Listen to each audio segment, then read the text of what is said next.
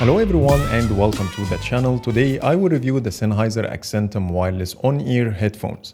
This is a more budget-friendly version of the Sennheiser Momentum 4, yet it packs some of the premium features like the hybrid ANC, 50 hours battery life, and more.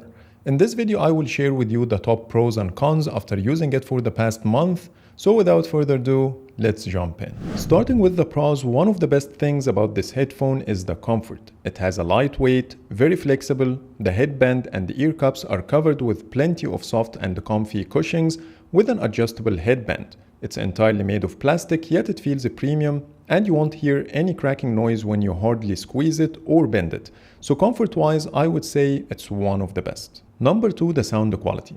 As expected from Sennheiser, the Accentum sounds great. The bass, the mids, and the highs are well balanced. It supports Qualcomm aptX HD audio codec, which enhances the audio quality even further if supported by your device.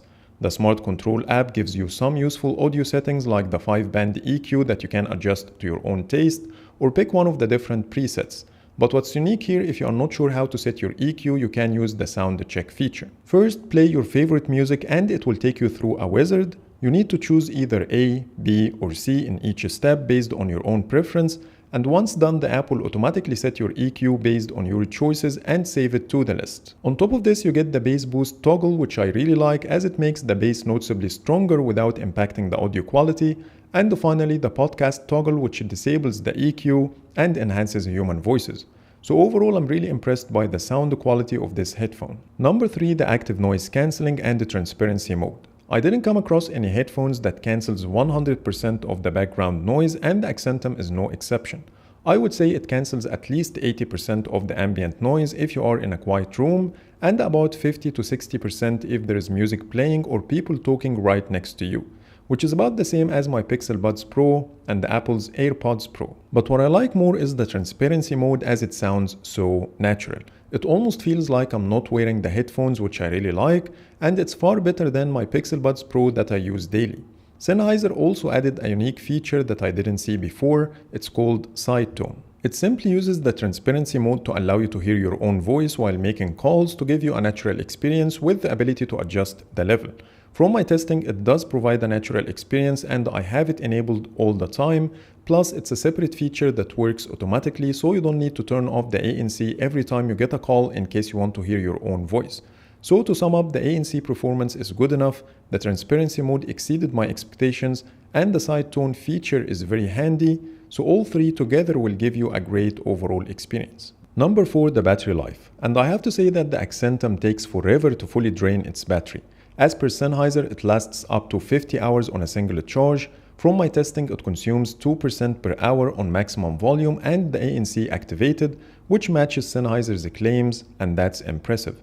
Plus, it supports fast charging, which gives you extra 7 hours of battery when it's charged for 10 minutes, and it takes 2.5 hours to charge from 0 to 100%, so I didn't experience any battery anxiety with this model. Number 5, the connectivity. It supports wired connection via USB-C, which is a nice touch.